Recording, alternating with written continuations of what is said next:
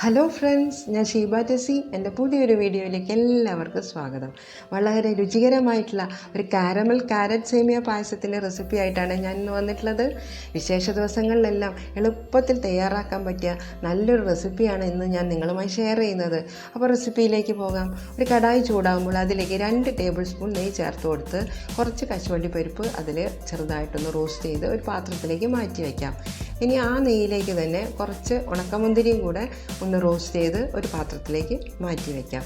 ഇനി ഇതിലേക്ക് ഞാൻ ചേർത്ത് കൊടുക്കുന്നത് 1 കപ്പ് ഗ്രേറ്റഡ് ക്യാരറ്റാണ് ചേർത്ത് കൊടുക്കുന്നത്. അതുകൂടെ ആ നെയ്യിലിട്ട് കൊടുത്ത ശേഷം നന്നായി ഇളക്കി ഒന്ന് റോസ്റ്റ് ചെയ്തെടുക്കണം. അതിൻ്റെ കൂടെ തന്നെ 1 ടീസ്പൂൺ പഞ്ചസാരയും കൂടെ ചേർത്ത് കൊടുത്തിട്ട് വേണം ഈ ക്യാരറ്റ് നന്നായിട്ട് റോസ്റ്റ് ചെയ്തെടുക്കാൻ. ഫ്ലെയിം ഒന്ന് താഴ്ത്തി വെച്ച ശേഷം വേണം ഈ ക്യാരറ്റ് റോസ്റ്റ് ചെയ്യാൻ, അല്ലെങ്കിൽ അത് പെട്ടെന്ന് കരിഞ്ഞു പോകാൻ സാധ്യതയുണ്ട്. ഇപ്പോൾ ഇവിടെ ക്യാരറ്റെല്ലാം നന്നായിട്ട് ആ നെയ്യിലിട്ട് മൂപ്പിച്ച് എടുത്തിട്ടുണ്ട്. ചെറുതായിട്ട് നന്നായിട്ടൊന്ന് റോസ്റ്റ് ചെയ്ത് വന്നിട്ടുണ്ട്. ഇനി ഇത് നമുക്ക് മറ്റൊരു പാത്രത്തിലേക്ക് മാറ്റി വയ്ക്കണം.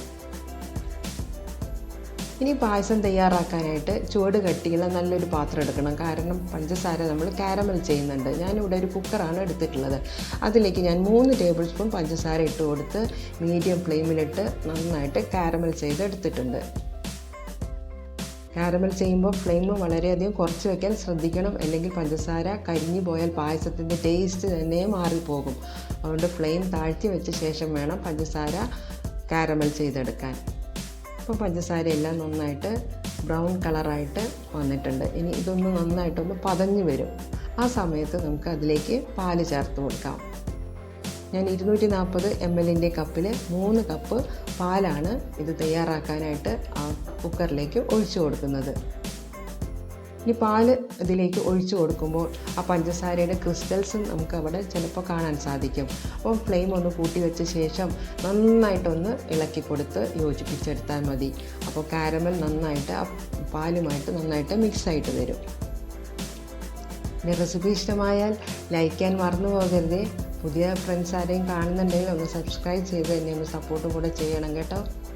2-3 മിനിറ്റിനകം തന്നെ ഈ പാല് നന്നായിട്ട് കാരമലുമായിട്ട് മിക്സായിട്ട് വരും. ഞാനിവിടെ നേരത്തെ കാച്ചി വെച്ച പാലാണ് ചേർത്ത് കൊടുക്കുന്നത്.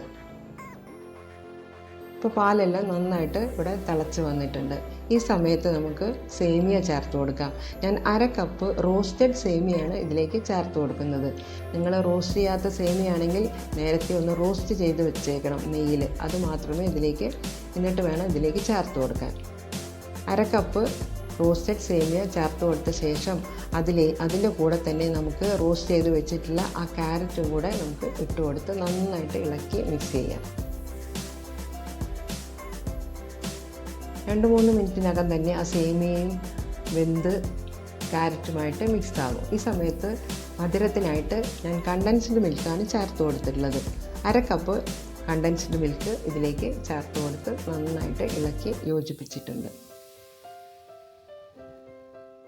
വേറെ പഞ്ചസാര ഇനി ഇതിലേക്ക് ഞാൻ ചേർത്ത് കൊടുക്കുന്നില്ല. ഇപ്പോൾ ഇവിടെ പായസം തയ്യാറായിട്ടുണ്ട്. സേമിയയും ക്യാരറ്റും എല്ലാം മിക്സായിട്ട് വന്നിട്ടുണ്ട്. ഇനി അതിൻ്റെ രുചി ഒന്ന് ക്രമീകരിക്കാൻ 1 നുള്ള് മാത്രം ഉപ്പൂടെ അതിലേക്ക് ചേർത്ത് കൊടുക്കണം. ഇവിടെ പായസം നന്നായിട്ട് തയ്യാറായി വന്നിട്ടുണ്ട്. ഇനി അവസാനം നമുക്ക് ഇതിലേക്ക് ഏലക്കാപ്പൊടി കൂടെ ചേർത്ത് കൊടുക്കണം. പഞ്ചസാര കൂട്ടിയിട്ടുള്ള പൊടിച്ചെടുത്ത ഏലക്കാപ്പൊടിയാണ് ഞാൻ ഇതിലേക്ക് ചേർത്ത് കൊടുക്കുന്നത്. 1 ടീസ്പൂൺ ഏലക്കാപ്പൊടി ഇവിടെ ചേർത്ത് കൊടുത്തിട്ടുണ്ട്. ഇപ്പോൾ ഇവിടെ പായസം തയ്യാറായി കഴിഞ്ഞു.